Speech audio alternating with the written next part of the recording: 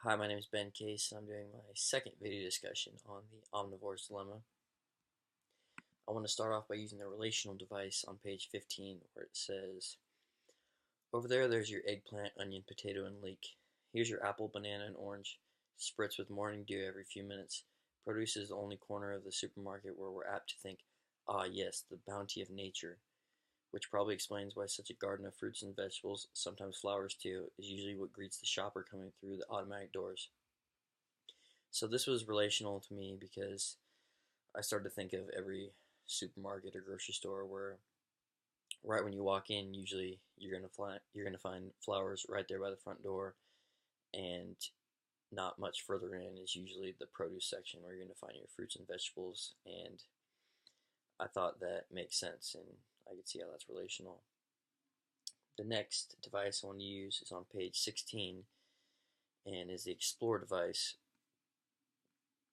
where it says there must be 100 different species in the produce section alone, a handful more in the meat counter, and this diversity appears only to be increasing.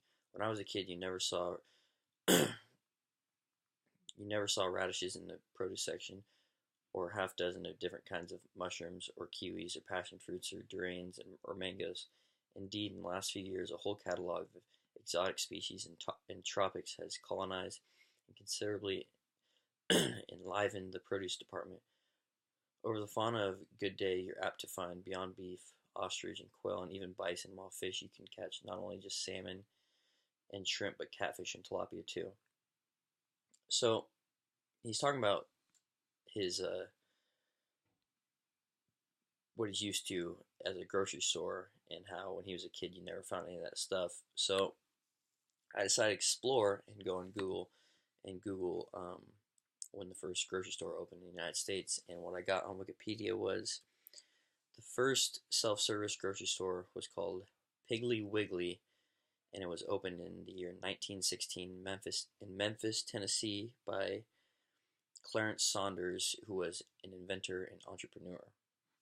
So, learn something every day, I guess.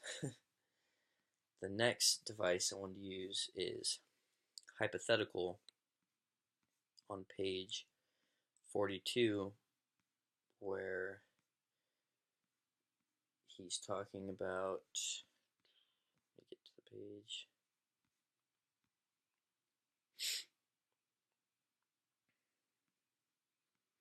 Oh, he's talking about corn, and he says, before synthetic fertilizers, the amount of nitrogen in the soil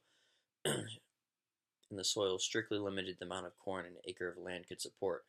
Though hybrids were introduced in the 30s, it wasn't until they made an acquaintance of chemical fertilizers in the 1950s that corn yields exploded.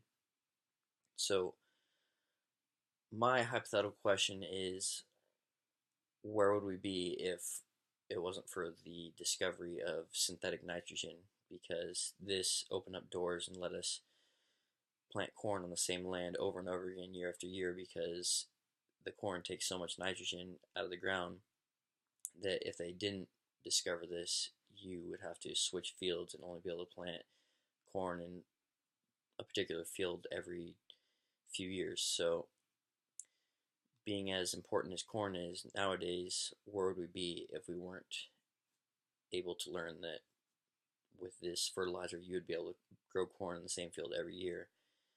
And would corn be playing as big of a role in our agricultural industry as it is today if we hadn't discovered this? That's all I have for this week. I'll talk to you guys next week.